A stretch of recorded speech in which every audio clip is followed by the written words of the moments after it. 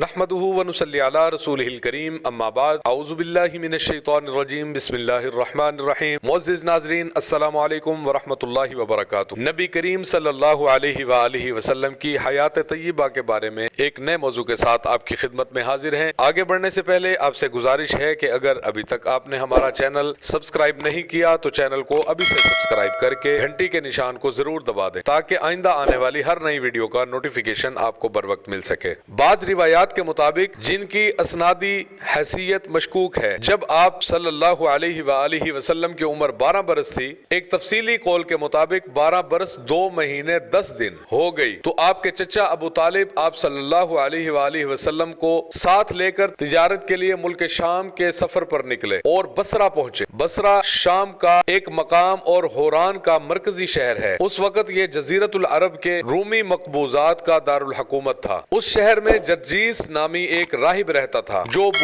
بحیرہ کے لقب سے معروف تھا۔ جب قافلے نے وہاں پڑاؤ ڈالا تو یہ راہب اپنے گرجا سے نکل کر قافلے کے اندر آیا اور اس کی میزبانی کی، حالانکہ اس سے پہلے وہ کبھی نہیں نکلتا تھا۔ اس نے رسول اللہ صلی اللہ علیہ وآلہ وسلم کو آپ صلی اللہ علیہ وآلہ وسلم کے اوصاف کی بنا پر پہچان لیا اور آپ صلی اللہ علیہ وآلہ وسلم کا ہاتھ پکڑ کر کہا، یہ سید العالمین ہیں، اللہ اکبر، اللہ تعالیٰ نے انہیں رحمت للعالمین بنا کر بھیجا ہے۔ ابو طالب نے کہا، آپ کو یہ کیسے معلوم ہوا؟ اس بحیرہ راہب نے کہا، تم لوگ جب گھاٹی کے اس جانب نمودار ہوئے تو کوئی بھی درخت یا پتھر ایسا نہیں تھا جو نبی صلی اللہ علیہ وآلہ وسلم کے لیے تعظیماً جھکا ہوا نہ ہو، اور یہ چیزیں نبی کے علاوہ کسی اور انسان کے لیے نہیں جھکتی۔ پھر میں انہیں مہر نبوت سے پہچانتا ہوں جو کندھے کے نیچے کری یعنی نرم ہڈی کے پاس سیب کی طرح ہے، اور ہم انہیں اپنی کتابوں میں بھی پاتے ہیں۔ اس کے بعد بحیرہ راہب نے ابو طالب سے کہا، اے ابو طالب، تم اپنے بھتیجے محمد صلی اللہ علیہ وسلم کو واپس کر دو، ملک شام نہ لے کے جاؤ، کیونکہ یہود سے خطرہ ہے، کہیں وہ آپ صلی اللہ علیہ وآلہ وسلم کا سن کر حملہ ہی نہ کر دیں۔ اس پر نبی کے چچا ابو طالب نے بعض غلاموں کی معیت میں یعنی بعض غلاموں کے ساتھ آپ صلی اللہ علیہ وآلہ وسلم کو مکہ واپس بھیج دیا۔ محترم ناظرین، یہ تھی ہماری آج کی ویڈیو۔ امید ہے آپ کو ہماری ویڈیو پسند آئی ہوگی۔ اگر ویڈیو پسند آئی ہے تو ویڈیو کو لائک کر کے شیئر کرنا مت بھولیے گا۔ کمنٹ سیکشن میں اپنی رائے کا اظہار بھی ضرور کیجیے گا۔ اب تک کے لیے اتنا ہی، ملتے ہیں ایک نئی ویڈیو کے ساتھ، تب تک کے لیے اجازت دیجیے۔ اللہ حافظ،